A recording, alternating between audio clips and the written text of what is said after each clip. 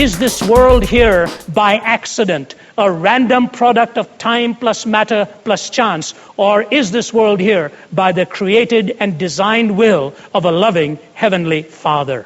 One of my friends who was a doctoral student at a very prestigious school phoned me in a panic one day and said the opening day of his lecture, this professor looked at them across the class and he said, the goal of this class is to knock any idea of God that some of you may have within you. And if you happen to be a believer in God, you're better off getting up and walking out right now, because my course is designed to knock any idea of God within any one of your minds.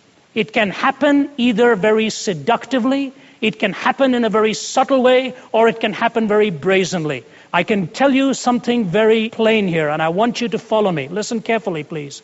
The fact of the matter is that science has not disproved the existence of God. Science has not established naturalism as a justifiable posture for origins.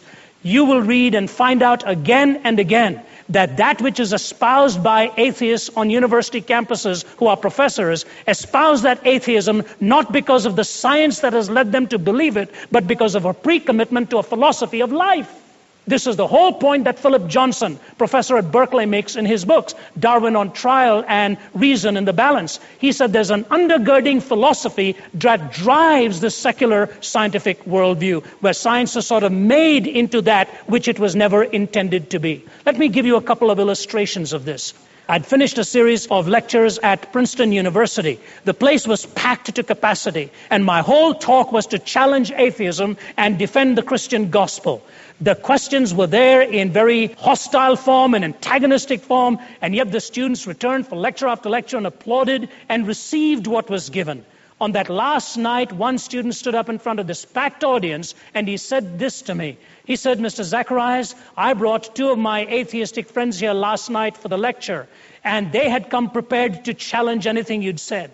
As we were walking away, I said to one of them, why didn't you ask the questions you said you were going to ask?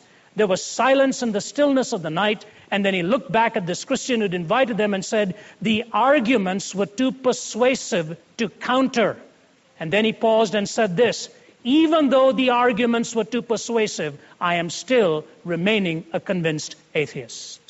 He said, what do you have to say to my friend? I said it to him in the opening line of my lecture last night, that my goal is to try and demonstrate to you that if you are an atheist, it is not for intellectual reasons, but for moral reasons.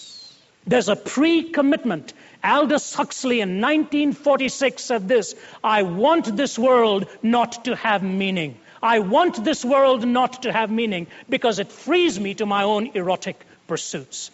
Think of all of the grandeur that God has poured into this universe, all of the specified complexity, the marvelous design that is there. Wasn't it not Carl Sagan, while he was still professor at Cornell, who made this astounding comment? He said, if we can get only one intelligent message from outer space, we'll know there is intelligent life out there. If we can get only one intelligent message. Did Carl Sagan not pause to think for a moment that one strand of human DNA has 600,000 pages of information? One strand of human DNA, 600,000 pages of information. Think of that. The marvelous design. We are living in a lonely world. We are living in a very needy world.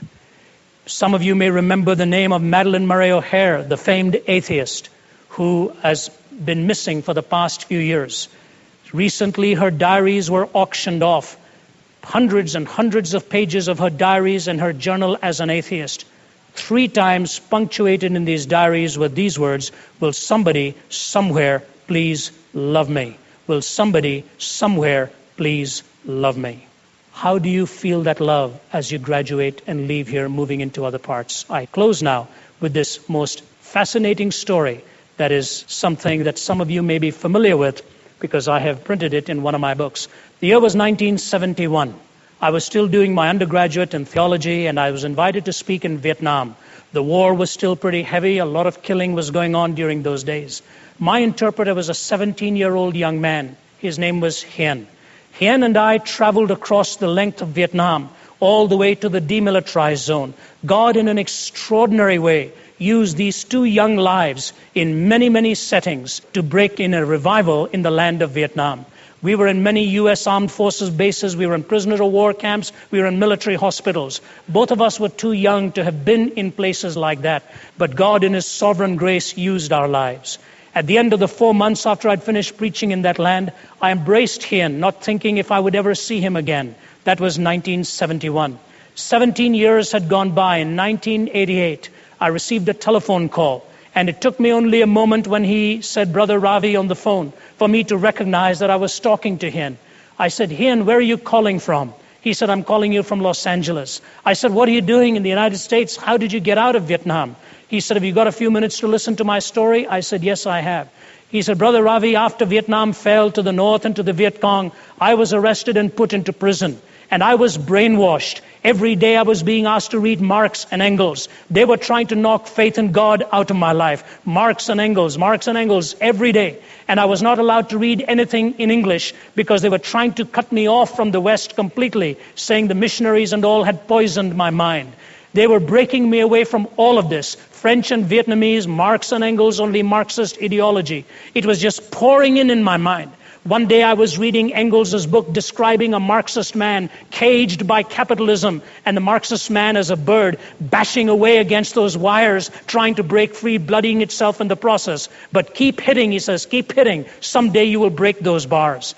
He said, I went to bed that night and I thought to myself, God, are you only a figment of my imagination?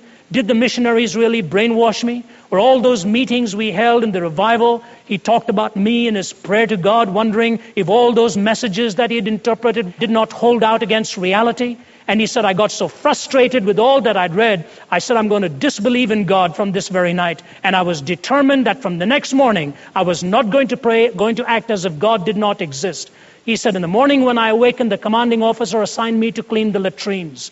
And as I was cleaning those latrines, he says, Ravi, it's a horrible place in those prison camps. As I was emptying out those waste bins, suddenly I noticed a piece of paper that looked like it had English on it, even though it was so stained with human excrement. I'd seen English and wondered if I could pick that up somehow. He said, I washed it and took that piece of paper, put it into my hip pocket, and went back to my room. I could not open it up till the night, till my roommates were sound asleep. And he said, there in the darkness of the night under the mosquito net, I flashed my light on that little piece of paper, and here's what it said. And we know that in all things, God works for the good of those who love him, who've been called according to his purpose, and the rest of Romans chapter 8.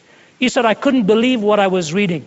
I said, God, here in this prison camp, on the first day in years when I was going to disbelieve in you, you have followed me with your love, with possibly the most precious verse that I needed. He said, I got so surprised at this that the next day I went to the commanding officer and said, do you mind if I clean the latrines again? And he said, I started to clean the latrines every day to find out that the commanding officer had years ago been given a Bible. He was tearing out one page at a time, using it as toilet paper every day. And he said, I was washing it, taking and completing the rest of the book of Romans and other parts of the Bible and reading it as my devotions every night. He said, finally, they released me from prison. He said, and I started to build a boat and to escape with about 52 others. One day, 4 Viet Cong came and grabbed me and said, Hien, somebody has told us you're trying to escape. Is that true? And he said, no, it's not true. They pressured him and he said, no, it's not true. He lied to them and they left him.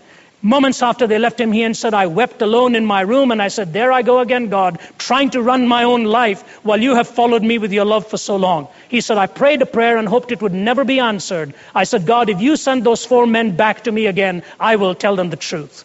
And it was only hours before, if not minutes before they were to set sail, these 4 men came, grabbed him by the collar, rammed him against a wall and said, we know you are trying to escape. Is that true? He said, I looked them in the eye and said, yes. What are you going to do? Put me back in prison? They said, no, we want to go with you. And the 4 of the Viet Cong got on the boat with him. He said, Brother Ravi, we were swept on the high seas with wild storms. We would never have made it except for these 4 men and their skippering ability who brought us safely to Thailand. And ultimately, as the United States opened its door, he came to the United States, finished his degree at Berkeley. Now he's working as a businessman there. He came and visited us here in Atlanta and sat at our kitchen table with my children, and with the gentlest of voice reminded them of something, that the love of God is so precious that he follows you and follows you even at the darkest moments of your life.